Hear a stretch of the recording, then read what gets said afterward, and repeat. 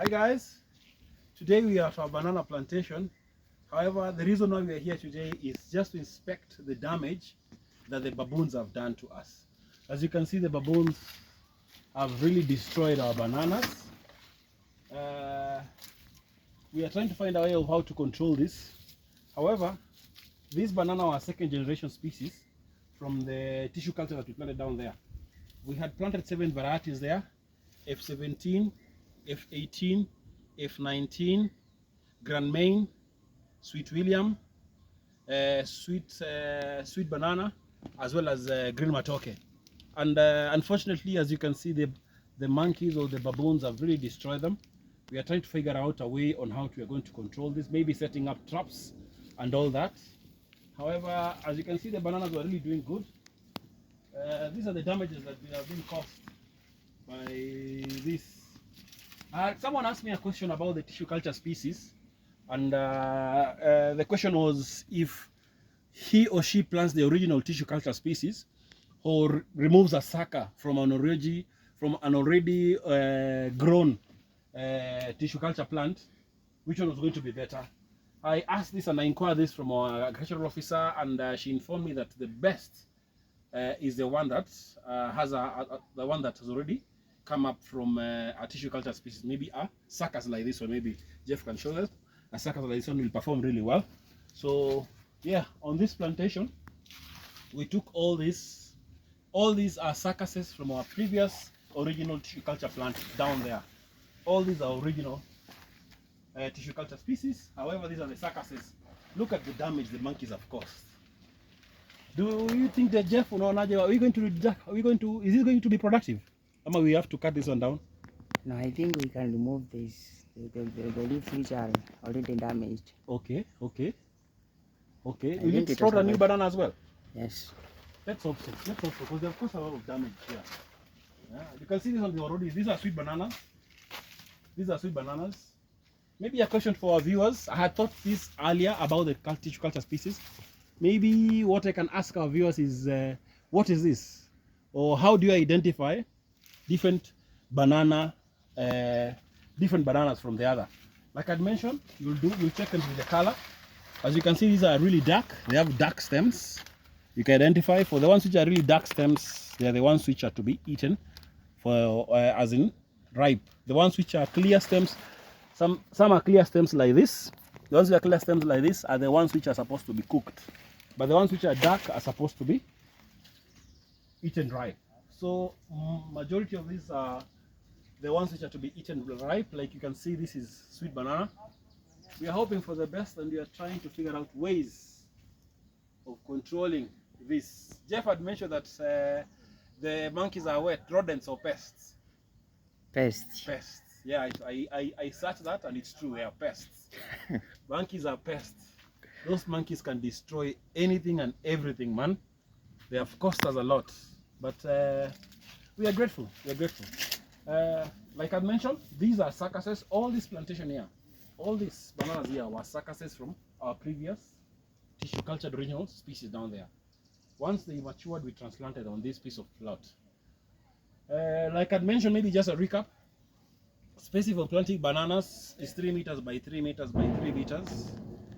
Since tissue culture species are small seedlings, you don't have to dig a big hole, but you have to dig maybe 1 centimeter by 1 centimeter. But for the succuses, you have to dig a big hole. That is 1 centimeter by 6 centimeters.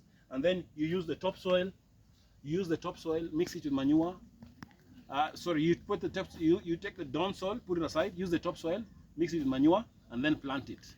And then don't cover it until on the top. You're not supposed to cover it, because it will just come on top on its own automatically.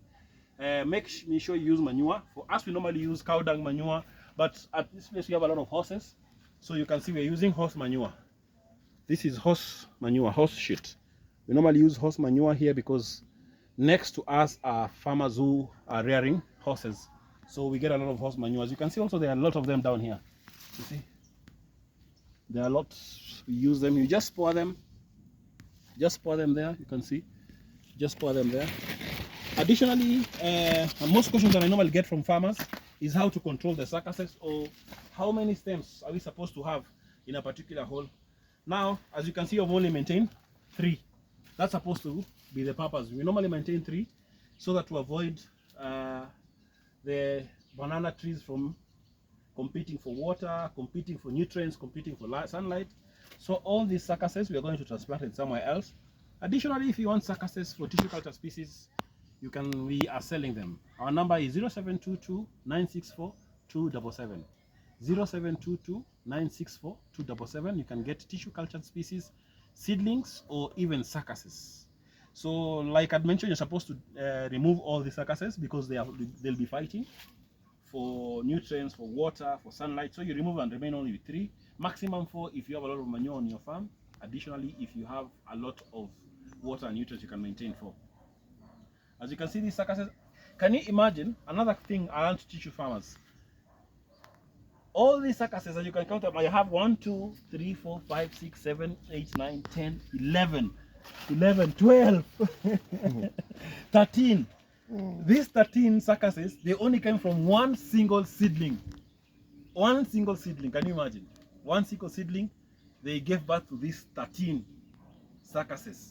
So our tissue culture species, we are selling them at 251 for any variety. That is F17, F18, Grand Main, Ugandan Green, Sweet Williams. The reason for that price is because once you buy from us, you'll never come back again. Why? This is the evidence. They produce their own succuses. You can transplant them. You can give them to your neighbors. And yeah, maybe we can talk about also diseases that affect bananas. We have nematodes that normally affect bananas. We also have banana blights. They normally affect the leaves as well. Additional value for maybe our bananas or the stems is that this can be fed to cows, our livestock, goats, pigs, and all that because they don't have nematodes. In case you have any questions, any inquiry, anything that you want to learn about bananas, just reach out to us and we will teach you. Additionally, there are diseases that affect bananas, like I've mentioned nematodes, banana blight, banana fusarama. So yeah, if you want diseases, if you want if you want meds that control that, there's a company called Gianco. I'm not trying to promote them, but I know they sell something called the banana pack. It's a pack that comes with 4 bottles that you mix with water and then you pour them on your banana. So in case you have any question, just reach out to us. My number is 0722 964 277. Maybe we can take them down so that they can see the other banana plantations. Jeff, the original. As you can see, guys, this Sweet William species that we have here. Basically, sometimes some pets that normally don't affect the bananas are these ones. These are bird nests. They normally love to put their nest there. And also, there's another animal that also does that. As you can see, this is now Sweet William bananas. They're growing really well. These were grown.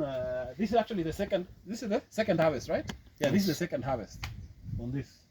This is the second harvest. Even this one, this is the second harvest. Look how big this is. I think this is going to be the biggest. The cost for bananas for the international market, they're selling it at 18 bob per kg. Especially for this tissue culture species, they are selling them at 18 bob per kg. Why? Because of that. Because the tissue culture species promote uniformity. They grow very fast. The fingerlings are always full.